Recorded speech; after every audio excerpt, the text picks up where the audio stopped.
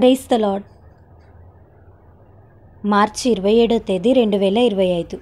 ఈరోజు దేవుని వాగ్దానము. నీవు బహుప్రియుడవు గనుక నేను నీ యొద్దకు పంపబడితిని.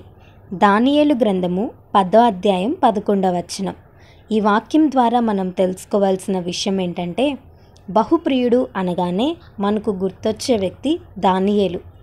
దేవునికి బహుప్రియుడిగా జీవించాలంటే చాలా కష్టం అని అనుకుంటాం. కానీ దానియేలు కేవలం 4 పనులు చేయటం వల్ల దేవునికి బహుప్రియుడు అయ్యాడని మీకు తెలుసా? మొదటగా దానియేలు గ్రంథం 10వ అధ్యాయం 12వ వచనంలో మనం చూసినట్లయితే తనను తాను తగ్గించుకున్నట్లు మనకు కనపడుతుంది. అంటే తగ్గింపు జీవితం కలిగి జీవించాడని అర్థం. రెండవదిగా దానియేలు గ్రంథం 10వ అధ్యాయం 10వ వచనంలో రోజుకి 3 మారు దేవునికి ప్రార్థించాడు. అంటే ప్రార్థన అనుభవం కలిగిన వ్యక్తి. మూడవదిగా దానియేలు గ్రంథం 1వ అధ్యాయం 8వ వచనంలో తాను తీసుకునే ఆహార విషయంలో కూడా పరిశుద్ధతను కాపాడుకున్నాడు. చివరిగా క్లిష్టమైన పరిస్థితులు, అంటే ఆ దేశంలో ఉన్న రాజుకు తప్ప మరి ఎవ్వరికి మొక్కకూడదని శాసనం వచ్చినప్పటికీ, తన్ను చంపేస్తారని తెలిసినప్పటికీ కూడా దేవుని యందు విశ్వాసం ఉంచాడు. దేవునిని సేవించడం మానలేదు. ఈరోజు ఈ వాక్యం వింటున్న నీలో దానియేలు కలిగి ఉన్న లక్షణాలలో ఒక్కటైనా నీవు కలిగి ఉన్నావా? రోజుకి ఒక్కసారైనా దేవుని సన్నిధిలో ప్రార్థిస్తున్నావా?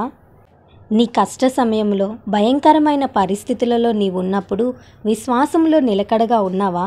మనం సేవిస్తున్న దేవుడు పరిశుద్ధుడని దేవుని వాక్యం సెలవిస్తుంది కదా. మనము కూడా పరిశుద్ధంగా ఉండాలి కదా. మరి నీ చూపులో, నీ తలంపులలో పరిశుద్ధత ఉందా? అన్నిటికంటే ముఖ్యంగా తనను తాను తగ్గించుకున్నాడు.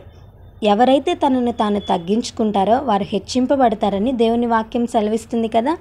దానియేలులో ఉన్న తగ్గింపు జీవితమే దానియేలును హెచ్చించింది. మరి నీలో తగ్గింపు ఉందా?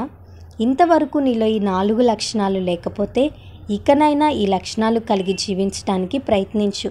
దేవునికి ప్రియునిగా జీవించి దేవుని ఆశీర్వాదాలు పొందుకుందాం. ఈ వాగ్దానం దేవుడు మన అందరి జీవితంలో నెరవేర్చునుగాక.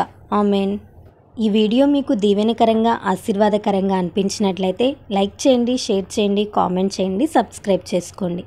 మీ ప్రార్థన అవసరతలను మాకు కామెంట్ రూపంలో తెలపండి. మీ కొరకు తప్పక ప్రార్థిస్తాం. God bless you.